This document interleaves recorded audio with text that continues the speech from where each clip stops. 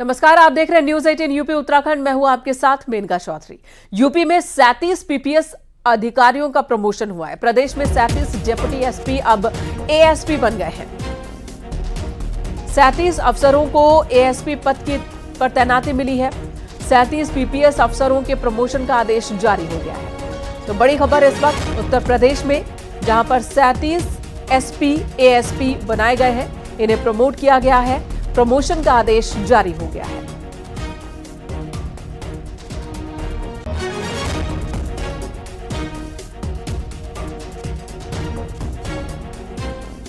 उत्तर प्रदेश में बड़ा प्रशासनिक फेरबदल हुआ है। 37 पीपीएस अफसरों को प्रमोशन मिला है और ये एसपी से एएसपी बनाए गए हैं। एएसपी के पद पर इनकी तैनाती हो गई है। प्रमोशन का आदेश जारी हो चुका है। मुजफ्फरनगर में पुलिस और बदमाशों के बीच एनकाउंटर हुआ है। 2 बदमाश गोली लगने से जख्मी हुए। पुलिस ने कुल 4 बदमाशों को गिरफ्तार किया। बदमाशों के पास से गहने और तमंचा जब्त किया गया है। इन बदमाशों ने ही गहनों की एक दुकान में डकैती की थी।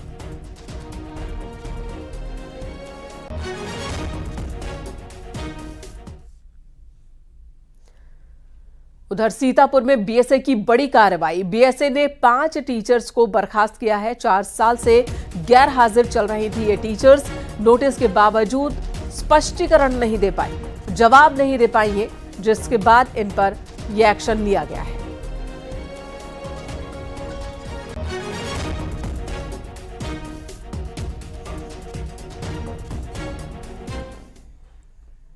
यूट्यूबर एल्विश यादव के खिलाफ वाराणसी में आज पोस्टर लगाए गए हैं। गंगा के घाटों पर एल्विश यादव को सांपों का सौदागर बताने वाले पोस्टर लगाए गए। साथ ही पिछले दिनों बाबा विश्वनाथ मंदिर में दर्शन किया था। एल्विश ने रेड जोन में फोटो खिंचवाई थी। वो फोटो वायरल हुआ था। फोटो में मंदिर के पुजारी भी दिख रहे थे। इसे लेकर भी एल्विश को वीआईपी ट्रीटमेंट देने का आरोप लग रहा है और कार्रवाई की मांग की जा रही है। एल्विश यादव का काशी विश्वनाथ मंदिर में दर्शन करने के बाद विवाद उठा। विवाद इस बात पे उठा कि एल्विश यादव काशी विश्वनाथ मंदिर में वीवीआईपी दर्शन कैसे किया, जिसके बाद आज वाराणसी में के घाटों पर एल्विश यादव के खिलाफ पोस्टर जारी किया और उस पोस्टर में हम आपको दिखाने जा रहे हैं कि क्या लिखा हुआ है। इस पोस्टर में लिखा हुआ है कि भोलेनाथ को सांप पसंद है, सांपों के जहर का सौदागर नहीं। एल्विश यादव को हमारे आराध्य काशी विश्वनाथ धाम में वीवीआईपी ट्रीटमेंट की जांच होने की इसमें कार्रवाई की मांग की गई है और इसके साथ वो फोटो चस्पा किया गया है जिस फोटो में काशी विश्वनाथ मंदिर में दर्शन करने के बाद एल्विश यादव ने खिंचवाया और उसके साथ जो अर्चक हैं श्रीकांत मिश्रा भी देख रहे हैं। इस पोस्टर को वाराणसी के 80 घाट उसके साथ ही जो 1-2 और घाट हैं वहां पर पोस्टर को लगाया गया है। लंबा ये बैनर है और इस बैनर को अलग अलग जगह लगा करके ये मांग की जा रही है कि आखिर में सांपों के सौदागर कहे जाने वालों को वीवीआईपी ट्रीटमेंट क्यों दिया जा रहा है। अग्निवीरों को लेकर सीएम योगी आदित्यनाथ ने बहुत बड़ा फैसला लिया। योगी सरकार सेना में अपनी सेवा देकर लौटे अग्निवीरों को आरक्षण देगी। यूपी पुलिस पीएससी में आरक्षण दिया जाएगा। कई और सरकारी नौकरियों में भी आरक्षण का ऐलान किया गया है।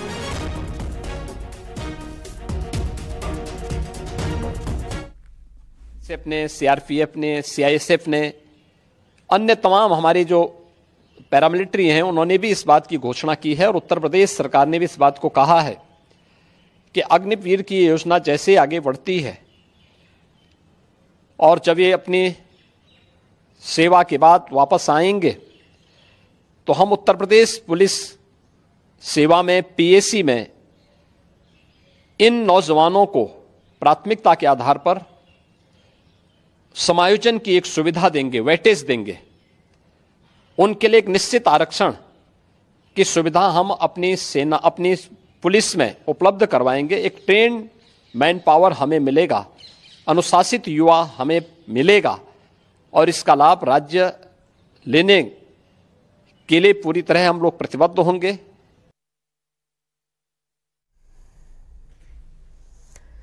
27 जुलाई यानी कल नीति आयोग की दिल्ली में बैठक होनी है, जिसमें शामिल होने सीएम योगी आदित्यनाथ दिल्ली पहुंच चुके हैं।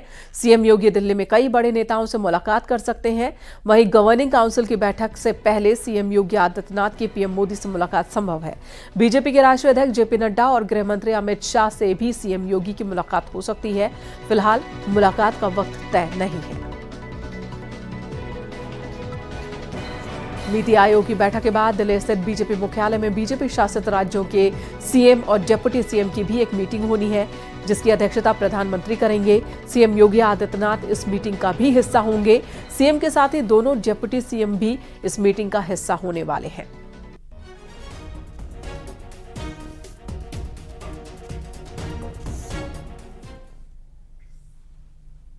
इधर बीजेपी पर अखिलेश यादव ने निशाना साधा। सोशल मीडिया पर पोस्ट कर अखिलेश यादव ने लिखा, लगता है डबल इंजन वालों के बीच में एक और इंजन आ गया है जो दिल्ली लखनऊ के बीच शंटिंग करता है। ऐसा लग रहा है कि दो राजधानियों के बीच कोई इंटरसिटी आवागमन सेवा चल रही है।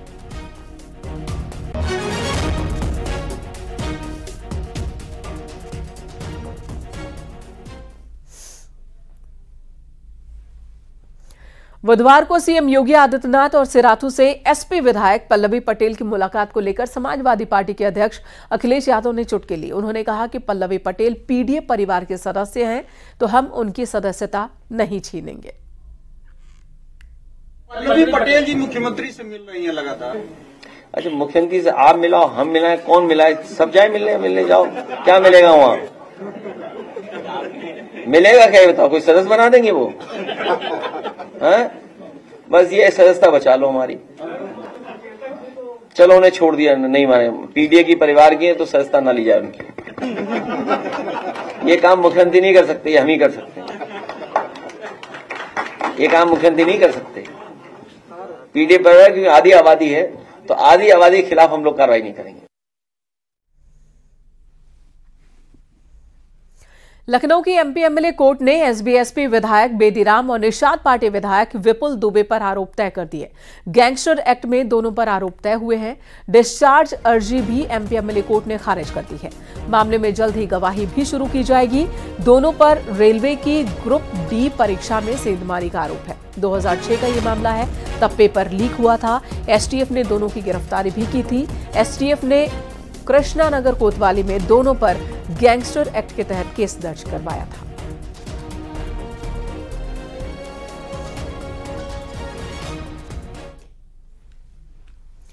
द ज्योति मौर्य प्रकरण में सस्पेंड किए गए होमगार्ड कमांडेंट मनीष दुबे को इलाहाबाद हाईकोर्ट से बड़ी राहत मिली है। हाईकोर्ट ने मनीष के सस्पेंशन पर रोक लगा दी है। मनीष ने अपने निलंबन को चुनौती दी थी, जिस पर सुनवाई के बाद आज रोक लगा दी गई। दरअसल ज्योति मौर्य के पति की शिकायत पर मनीष को सस्पेंड किया गया था। इस मामले में सुनवाई के दौरान कोर्ट ने एसीएस और डीजी होमगार्ड से जवाब मांगा है।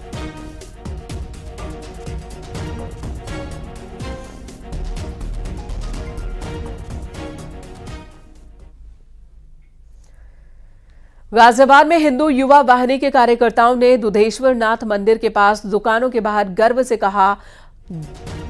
से कहो कि हम हिंदू हैं, ये पोस्टर लगाए हैं। दुधेश्वर नाथ मंदिर कांवड़ यात्रियों के बीच आस्था का प्रमुख केंद्र माना जाता है। यात्रा के दौरान भारी संख्या में श्रद्धालु यहां आते हैं, जल चढ़ाते हैं। हिंदू युवा वाहिनी से जुड़े लोगों ने आज सुबह यहां पहुंचकर दुकानों के बाहर पोस्टर लगाए। हिंदू युवा वाहिनी जो त्यागी जी जो अध्यक्ष है इसके हिंदू युवा पश्चिम उत्तर प्रदेश के, तो ये जो है इनके नेतृत्व में सभी जगह पर दुकानों पर ये बोर्ड लगाने के लिए सब लोग यहाँ पर जो है यहाँ से दुधेश्वर का पूजन करके ये जो है वहाँ यहाँ से जो है प्रारंभ करेंगे। शामली जिले से हर रोज हजारों की संख्या में कांवड़िए निकल रहे हैं। भोले के भक्त शामली से होते हुए हरियाणा, राजस्थान, मध्य प्रदेश और गुजरात तक पहुंचेंगे। ये अनुमान है कि इस बार लगभग 10 लाख कांवड़िए गंगा जल लेकर शामली से गुजरेंगे और इसे लेकर शामली प्रशासन और पुलिस ने ग्राउंड जीरो पर कांवड़ यात्रा का जायजा लिया। लगातार पुलिस मॉनिटरिंग कर रही है। सुरक्षा दृष्टि के मद्देनजर चप्पे चप्पे पर भारी पुलिस फोर्स की तैनाती है। सीसीटीवी कैमरे लगाए गए हैं ताकि इस जनपद से गुजरने वाले हर यात्री की सुरक्षा सुनिश्चित की जा सके। डीआईजी सहारनपुर पहुंचे आज। अधिकारियों के साथ उन्होंने कांवड़ मार्ग का भ्रमण किया। डीआईजी सहारनपुर ने कांवड़ यात्रा को शांतिपूर्ण तरीके से संपन्न कराने के लिए डीएम और एसपी को निर्देशित किया। के संबंध में प्रशासन और पुलिस द्वारा सारी तैयारियां पूरी कर ली गई हैं। जिलाधिकारी और एसपी शामली दोनों लोग लगातार भ्रमण पे हैं। जो भी कांवड़ के शिविर हैं उसकी पारंपरिक तौर पर जो भी लगते हैं उसकी नियमानुसार अनुमति प्रदान की गई है। सभी लोग कांवड़ के शांतिपूर्ण तरीके से जा रहे हैं। आप लोग आज ग्राउंड जीरो पर पहुंचे हैं, एसपी शामली भी हैं सर, डीएम शामली भी हैं सर, तो दंगाइयों को किस तरह के सर जो है आपकी तरफ से निर्देश है सर कि कोई लोग जो है बवाली टाइप के जो लोग होते हैं सर उनको क्या कहेंगे? इसमें पूर्व में ही सारे ऐसे जो लोग हैं उनको चिन्हित किया गया है और जिला स्तर पे भी कार्रवाई, कई दौरों की मीटिंग जिलाधिकारी और एसपी द्वारा की गई है और लोगों से वार्ता की गई, कांवड़ शिविरों में वार्ता की गई। केंद्र बनाए गए हैं, अन्य जो है स्थल ऐसे बनाए गए हैं जहां कांवड़िया विश्राम कर सके, खाने पीने की सर्वव्यवस्था हो, तो सर उसको लेकर के सर क्या किया? जैसा कि आपने बताया, बीच बीच में कांवड़ श्रद्धालुओं की सुविधा के लिए अनेक टाइप के काउंटर बनाए गए हैं। खोया पाया काउंटर भी हैं, पुलिस की चौकियां भी हैं, मेडिकल विभाग के भी शिविर हैं और इसके अलावा कई जगह पे लोकल संस्थाओं द्वारा, हॉस्पिटल्स द्वारा और निजी व्यक्तियों द्वारा भी लोगों की सुविधा के लिए शिविर लगाए गए हैं। इधर हापुड़ में पहली बार कांवड़ मार्ग पर कांवड़ियों की सुविधा के लिए पुलिस का एक साइकिल स्क्वाड तैयार है, जो कांवड़ मार्ग पर आने वाले कांवड़ियों को असुविधा से बचाने का काम करेगा। कांवड़ रूट के बीच किसी वाहन का जाना काफी चैलेंजिंग होता है और इसी वजह से साइकिल का इस्तेमाल ये पुलिस वाले करेंगे। पुलिस प्रशासन ने गढ़मुक्तेश्वर और हापुड़ शहर में 200 से ज्यादा सीसीटीवी कैमरे लगाए हैं, जिनकी निगरानी के लिए एक हाईटेक कंट्रोल रूम भी बनाया गया है। पुलिसकर्मी हमेशा सीसीटीवी के जरिए इस पूरे मार्ग पर नजर रखेंगे। इनके अलावा भी 80 और सीसीटीवी कैमरे लगाए गए हैं, जिन पर पुलिस के आला अधिकारियों की नजर होगी।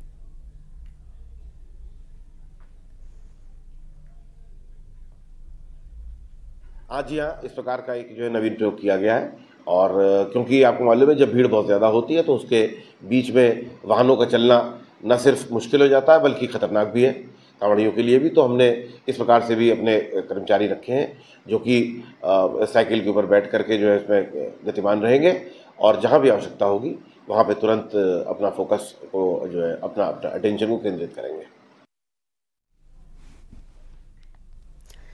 अयोध्या में प्रशासन के एक फैसले को लेकर बवाल शुरू हो गया है। प्रशासन ने सरयू आरती को लेकर बड़ा फैसला लिया। सरयू के तहत पुरोहित समाज की आरती पर रोक लगा दी गई है। सरयू तट पर पंडा समाज के लोगों का आरोप है कि आरती स्थल पर लगाए गए गेट को भी तोड़ दिया गया है।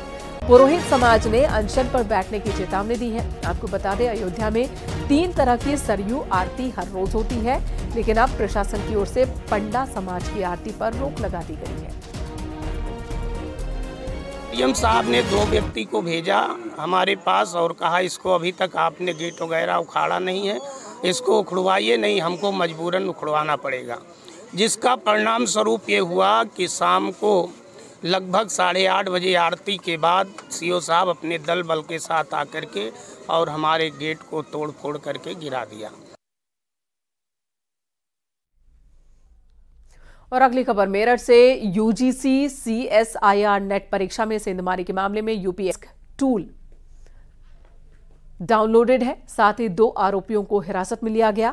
एसटीएफ चीफ और ADG law and order Amitabh Yash ने बताया कि लैब के एक कर्मचारी अरुण कुमार से एक मोबाइल फोन भी जब्त किया गया है, जिसमें 4 लोगों के नाम हैं, जिन्हें सिस्टम के आईपी शेयर किए गए थे। दिनांक 26/7/2024 को एक गोपनीय सूचना के आधार पर CSIR नेट के एग्जामिनेशन सेंटर सुभारती विश्वविद्यालय मेरठ में एसटीएफ द्वारा एक सर्च अभियान चलाया गया। सर्च के दौरान एग्जामिनेशन लैब के सर्वर रूम से लोकल एरिया नेटवर्क के जरिए एक्स्ट्रा एडमिन कंप्यूटर मिले और सर्वर रूम में 2 लैपटॉप मिले जिसमें AnyDesk remote access tool install किया हुआ था। इसके साथ ही एग्जाम कराने वाले कर्मचारी अरुण से एक मोबाइल प्राप्त हुआ। उक्त मोबाइल में 4 अभ्यर्थियों के नाम, रोल नंबर और उनके सिस्टम की आईपी मिली।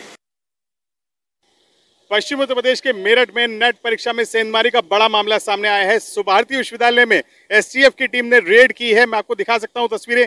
ये सुभारती विश्वविद्यालय जहां एसटीएफ की टीम ने रेड की है और इसी के एग्जामिनेशन सेंटर के सर्वर रूम में 2 ऐसे लैपटॉप मिले हैं जिसमें एनीडेस्क सॉफ्टवेयर मिला है। माना जा रहा है कि इसी सॉफ्टवेयर के जरिए स्क्रीन शेयरिंग की गई और इसी स्क्रीन शेयरिंग की मदद से बाहर से पर्चे सॉल्व कराए गए और यहाँ पर सबमिट कर दिए गए। ऐसे 4 अभ्यर्थियों के मोबाइल में नाम मिले हैं जिन पर शक है कि इनके पर्चे सोल्व कराए गए और साथ ही जो लोग गिरफ्तार हुए हैं उनके मोबाइल से जो डिलीट फाइल मिली है उसमें 11 अभ्यर्थियों के नाम मिले हैं, उनका आईपी एड्रेस मिला है, उनके रोल नंबर्स मिले हैं। माना जा रहा है कि ये सब लोग इसी रैकेट का पार्ट थे। अभी छापेमारी की कार्रवाई में जो कुछ मिला है उसका एनालिसिस किया जा रहा है और साथ ही एसटीएफ की टीम कई ऐसे ठिकानों पर और छापेमारी करने की तैयारी में है जिनके सबूत मिले हैं। फिलहाल कार्रवाई जारी है, जांच जारी है, आगे कई और परतें खुलने की उम्मीद है। 25 जुलाई को 2 पालियों में यह परीक्षा हुई थी जिसमें सुभारती में भी सेंटर रखा गया था और अब एसटीएफ की टीम इसी मामले में रेड कर रही है। कैमरामैन शिव सुदन के साथ न्यूज़ 18 के लिए निखिल अग्रवाल, मेरठ। द चित्रकूट में पुलिस कस्टडी से फरार चोर को 18 घंटे के अंदर गिरफ्तार कर लिया गया। करवी कोतवाली पुलिस और एसओजी टीम ने इस चोर को गिरफ्तार किया था।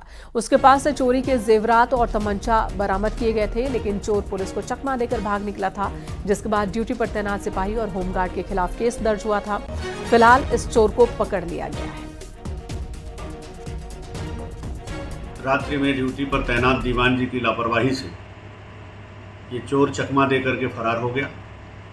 भोर में लगभग 4:30 बजे पुनः इंस्पेक्टर कोतवाली, एसओजी प्रभारी और सर्विलांस की टीम तीनों ने मिलकर के अथक प्रयास किया और लगभग 17-18 घंटे की मेहनत के बाद इसे फिर गिरफ्तार कर लिया है। द मुरादाबाद पुलिस ने ब्यूटी एकेडमी की डायरेक्टर रक्षंदा खान और उसके पति शहनवाज खान को गिरफ्तार किया। दोनों पर धर्मांतरण की मुहिम चलाने का आरोप है। ब्यूटी एकेडमी की लड़कियों ने धर्म परिवर्तन के लिए ब्रेन वॉश करने का आरोप लगाया था। मुस्लिम लड़कों से दोस्ती का भी दबाव बनाने का आरोप लगाया था।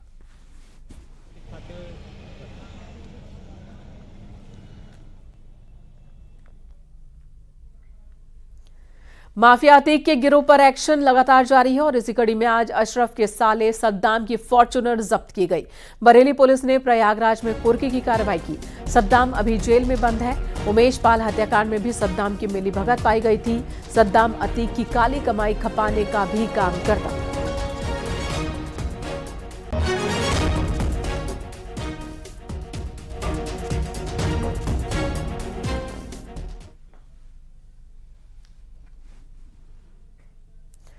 और अगली खबर गोंडा से। एक निजी स्कूल में तेंदुए की दस्तक से हड़कंप मच गया। सीसीटीवी कैमरे में तेंदुआ रिकॉर्ड हुआ। 17 जुलाई को सीसीटीवी कैमरे में तेंदुआ रिकॉर्ड हुआ था। वहीं पिछले 3 दिनों से स्कूल में जंगली जानवर देखे जाने की जानकारी मिल रही थी। वन विभाग की टीम हरकत में आई। 4 टीम बनाई गई। स्कूल और उसके आसपास ये टीम गश्त करती रही। डीएफओ पंकज कुमार शुक्ला ने बताया कि मौके पर एक पिंजरा भी लगा दिया गया है। तेंदुआ मिलने तक स्कूल बंद रखने का फैसला लिया गया है। जब हम उसको लगातार मॉनिटर कर रहे हैं, जब वो आया, जब हमें क्लियर हो गया, तब सब चीजें, ये परसों क्लियर हुआ। अभी आपको सूचना कब दी गई थी? उसके बाद भी आज भी नहीं, आज वो कर रहे हैं, हम इसको ट्रैंक्विलाइज करने की कोशिश कर रहे हैं। आज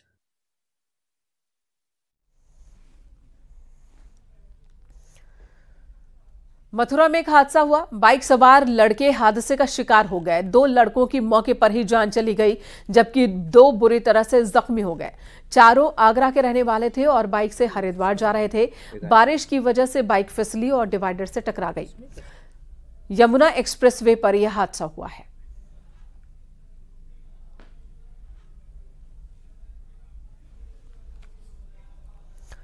इधर कानपुर में करोड़ों रुपए के नोटों की कटिंग मिली है। सर्विस रोड पर नोटों की कटिंग बड़ी होने की सूचना मिलने पर एसडीएम और स्थानीय पुलिस मौके पर पहुंची।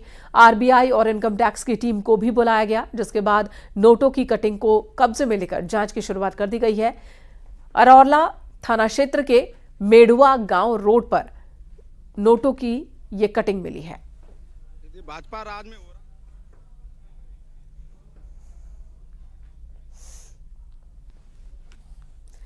इधर कन्नौज एआरटी ऑफिस में आज एडीएम और एएसपी ने छापेमारी की। दोनों अधिकारियों के साथ पहुंची फोर्स ने वहां दौड़ा कर दलालों को पकड़ा। अचानक छापेमारी कर रही टीम ने 14 दलालों को हिरासत में लिया। सभी के खिलाफ केस दर्ज कर अदालत में पेश किया गया।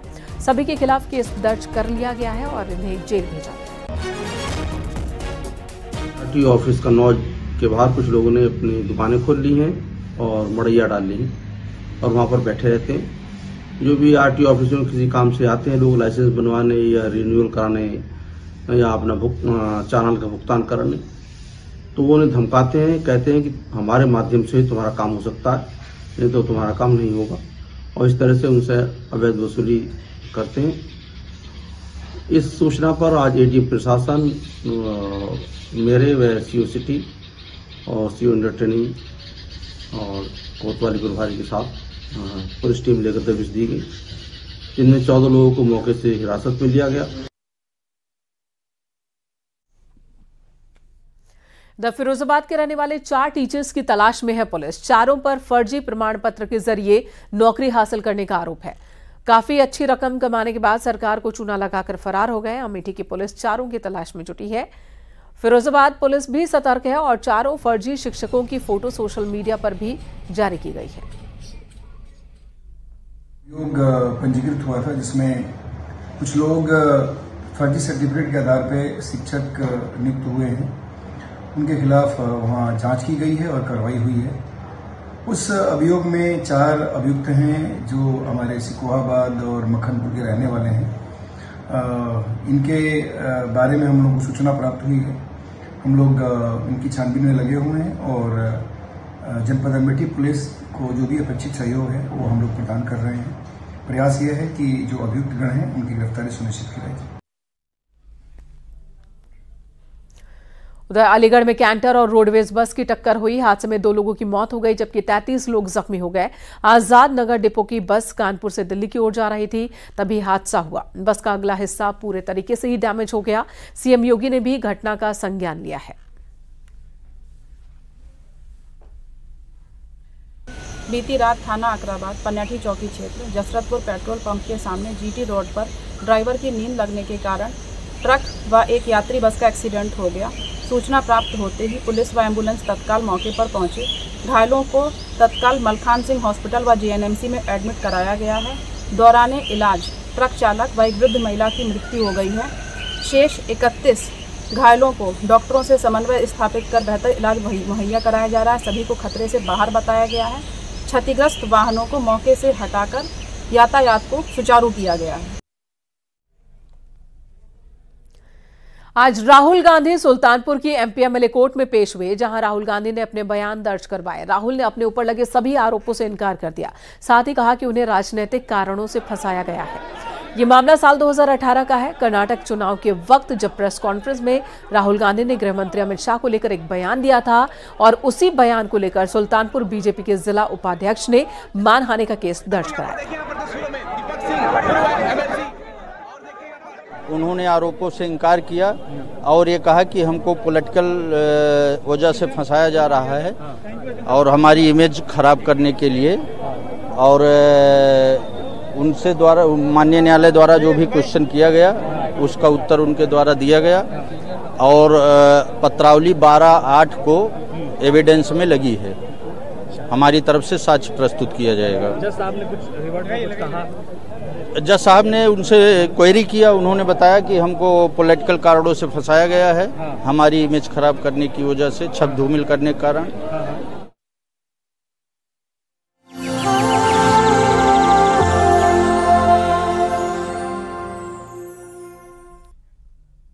फिल्म जगत से जुड़े लोगों ने भी न्यूज 18 के प्रोजेक्ट 1 ट्री का समर्थन किया है। फिल्म अभिनेता रितेश देशमुख, अभिनेत्री ईशा मालवीय और नेहा धूपिया ने इस मुहिम का समर्थन करते हुए लोगों से ज्यादा पौधे लगाने की अपील की।